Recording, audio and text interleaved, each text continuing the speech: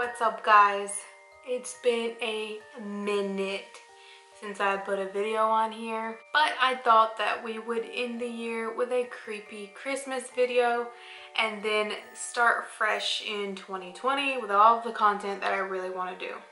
But before we get started, please make sure you like and subscribe if you are interested in paranormal stories, paranormal or scary things, and also if you're interested in hearing more about the law of attraction, because I do have some videos coming up for that subject. I have some success stories of my own that I want to tell on here, but we'll get all into that later. Today is about creepy Christmas stories because I need to scare you on Christmas Eve. It's what I need to do. I haven't done a Reddit story in a long time, so I'm really excited to read you guys another story. I kind of miss it. I really like these things and I like reading them to you guys. So the very first story that I'm going to read tonight is Krampus. I mean, you can't tell creepy Christmas stories without at least telling one about Krampus, right? Okay, so this one is literally called Krampus. Each year on December 5th, a person in my hometown is brutally murdered. The police are at a loss. With each victim, a poetic story is left behind. Below are the stories from the 3 past years. Frederick loved to smile, for he was always glad. Happy, warm, and gentle, never ever sad. But Frederick had a secret, one he only knew. The man loved to strangle children, he turned them cold and blue. The townsfolk never found them, for he was very smart. Frederick took their corpses and pulled them all apart. It couldn't be young Frederick, everyone would say. He's a man of God, we always see him pray. The cold night came, and Frederick rested his head, but soon he heard a scratching underneath his bed. Frederick trembled as he looked, oil lamp in hand. On his bedroom floor, the demon had a plan. Away with you, beast. The night is dark and long. You have no business here, and I have done no wrong. Krampus only laughed as he shook his rusty chain. He hung Frederick by the neck until he writhed in pain. The links constricted, digging into skin. Frederick then cried out, paying for his sin. He begged and pleaded until his final breath. With a beautiful snap, Frederick bled to death. Krampus hung him out to dry, and all the townsfolk began to cry. But not the children, for now their souls were free, and under Frederick's body, the phantoms danced with glee. So, that was number 1. But I just need to say, Krampus is kind of doing the things that we would want to do anyway. I mean, it's like justice, right? Poetic justice. Greta loved herself more than she could bear. She never had enough and could never ever share. Want was never more, it was only need. Her envy grew and grew, and with it came her greed. Greta needed more, but money wasn't flush, so she stole from her family. It gave her quite the rush. It is not enough, to herself she would say, I must have it all, there is no other way. Into her grandparents' home, Greta crept inside. They held many treasures, jewelry and gemstones pied. But when she looked about, wealth she did not find, only ancient Krampus, and something on his mind. Greta shrieked and trembled, staring at his claws. She knew there would be no mercy from this evil Santa Claus. You shall have the riches, Krampus said with a grin, and then he gave them to her after peeling off her skin.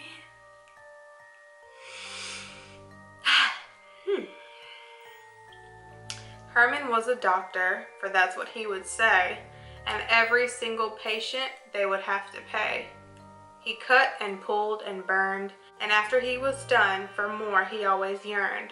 The surgeon was a butcher, who had a taste for swine.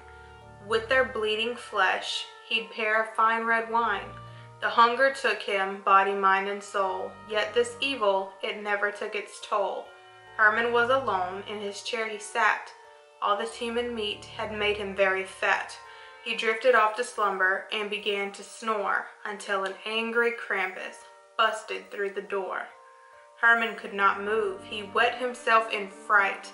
Krampus licked his lips and let out a squeal of delight. First he gouged his eyes, and Herman could not see. Then Krampus filleted his tongue. It was tender as could be. Christmas is joyous, full of love and cheer, but you must remember the one that we all fear. So be kind to one another, show love and heed this text, or Krampus will find you, and you will certainly be next. The police are seeking any information that may help bring the killer to justice. As of this morning, 3 more bodies have been found in the neighboring village. Well, I mean, they're not really good people to begin with, so why do y'all care? Especially the one that was hurting children. He got what was coming to him. This one is called My Secret Santa Sent Me Something Strange. Last year around the holidays, I was so excited to be matched on Reddit's gift exchange. It's called Secret Santa. I made sure I put a few bucks aside, a little more than my normal budget during Christmas. I was eager to start light stalking my match. That is the best way to describe it. I wanted to start shopping for presents. The hardest part of the exchange was when I filled out the form of what I like and the biggest question of who I am in only limited words. My fingers lingered over the keyboard for the moment. Then I began to type out a long paragraph about myself. I tried not to overthink it, but I wanted to give enough information. I also wanted to choose the right information to help my Santa. I told my Santa I'm pretty weird, but they got stuck with me. In the questionnaire, I said that I like to read and what I collect as a hobby, mainly steampunk trinkets like skeleton keys, that sort of thing, along with a few other interests. I admitted that I watch tons of true crime shows.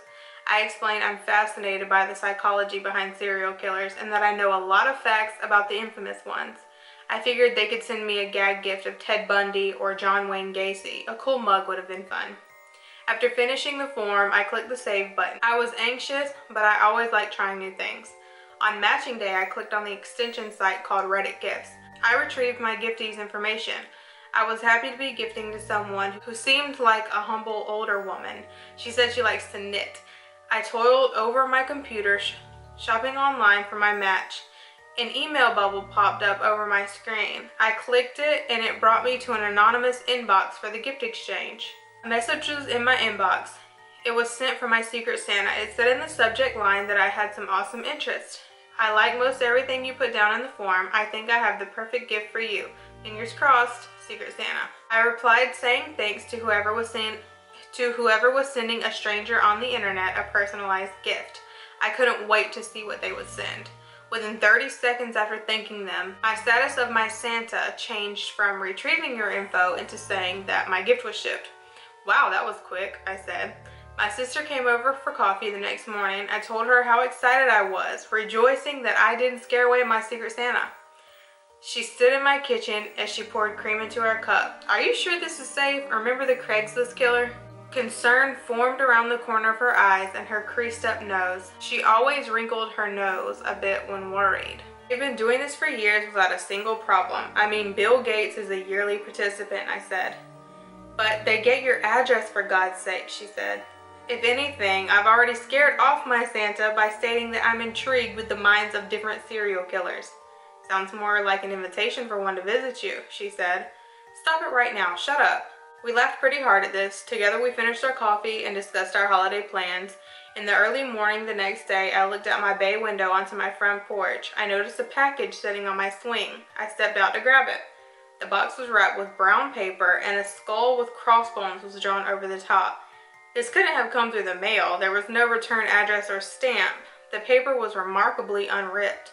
I thought the Secret Santas were supposed to ask before they can hand deliver gifts. I took a picture of the box before I ripped it open. I plan to post it in the gallery online and thank them for their clever wrapping. After shredding the wrapping paper, it was a box formerly used for diapers. I cut the tape along the seam. Tissue paper had covered whatever was inside. I believed it small because the package was light. I reached my hand inside and my finger grazed something sharp. I pulled away in confusion. It was probably a poorly packaged pen. I reached inside again only to pull out a nail, a sheetrock nail. There were 4 of them. At the bottom of the box was an envelope. I figured it was a note or a gift card with an explanation, saying that they were trying to make me laugh. The envelope wasn't closed. I immediately poured out the content. There were about 20 different Polaroid photographs of me inside. One of me walking to my mailbox, another of me at the bookstore. The most disturbing one of all was one of me sleeping in my bed. This stranger had my address and was watching me, taking photos of me. I was panicked. I didn't know what to do. I messaged the mods to tell them what had happened. I was disturbed thinking about what these 4 nails meant. I was being stalked. I wasn't safe in my own house. At my hardware store nearby, I bought all sorts of different equipment. I made traps to set around my house. Everyone around me became a suspect. It could be anyone. I just prayed that I could get back home without being seen moving around the town. I spent hours setting traps to catch the freak. I used my knowledge from watching all of my favorite shows. I was capable enough to catch him. I knew it was probably a white male, currently divorced or amidst a separation, child animal killer, and bedwetter. Someone who ticked all the psychopath boxes. I went to sleep soundly, like a macabre version of a Home Alone movie. All of my traps set to keep me safe. A bang went off somewhere downstairs. I awoke to the sound. I knew it was the one by the front door. Yes, I caught the sick fuck. I went downstairs. In my foyer was my sister with a gunshot wound to her chest. She dropped a wooden birdhouse, unfinished and disassembled. She always knew I loved to craft things like that. Sprawled out on the floor, her body bled out onto my welcome mat. Then a United States Postal Service truck pulled up to deliver a package for me. So it was your sister. That was a terrible prank on her part. Why? Why would you do that? And I was not expecting those traps to be a gun. You don't think it would have been a better idea to like just have a gun by you, so when your alarm or whatever went off, you could go take care of it and make sure it was the right person? You didn't think this through, did you? One more. Elf on the Shelf. Let me say now, never will I participate in Elf on the Shelf. My child will never. What child wants to believe that there's a creepy ass little elf watching them and moving around every time they're asleep? No fucking thank you. No. When I was younger, I was never taught about the elf that basically stalked you all year round. I was a very sensitive child and never really did anything bad. I did do a few mischievous things here and there, but what kind of kid didn't do that? It was Christmas night. I was about 10 or 11 and I was snuggled into my bed, wide awake with excitement. I had my laptop in the living room, hoping to catch Santa. I was silently hoping that the Polar Express would come by and take me to the North Pole with the other kids. I saw something sitting on my toy box and figured our dog put one of her squeak toys on there. I managed to fall asleep. When I woke up, my older brother ran past my room to wake Mom up. I quickly threw my blankets off of me and ran into Mom's room. She was all smiles and asking us what did we want for breakfast. As always, we asked for bacon, chocolate chip pancakes, scrambled eggs, hash browns, and sausages. We ran into the family room and opened our stockings. We had this tradition where we opened our stockings before eating breakfast. We got a load of candy and some small things that we can't eat, like small toys, some cards, etc. I stopped the recording on my laptop and skimmed through it. I stopped when I saw something. It was a skinny elf with brown hair and blue eyes. It ran into my room, and a few minutes later, it went into my brother's room, then the family room. It wasn't smiling. It covered the camera, and I heard the oh so familiar sound of the ornaments hitting together. When the camera was uncovered, there were multiple presents. I didn't notice that the elf was still on the Christmas tree. I guess my brother did when he made a noise of confusion. Mommy, why is there an extra ornament on the tree? My mother turned off the stove so she can see what my brother was talking about. When she saw the elf, she grabbed it by the arm and hummed, Mommy, what is that? I asked her. She handed me the elf and shrugged. I guess Santa left one of his elves behind. Don't worry, hun. We'll get him back home soon. Now let's eat some breakfast. I looked at the elf again. It was smiling. I blinked and shrugged, setting it next to my laptop and went to eat breakfast. Fast forward some years, and we did get rid of the elf, but it kept coming back. Even when my mom died and we were living with our aunt, it kept coming back. And when we were living with our dad, it came back. Those eyes, there was something unsettling about its eyes. I feel it watching me. As far as I know, it's in the basement. Even when I'm about to sleep, it feels like it's watching me. I asked my dad about it, and he just waves it off. I'm not looking forward to Christmas this year.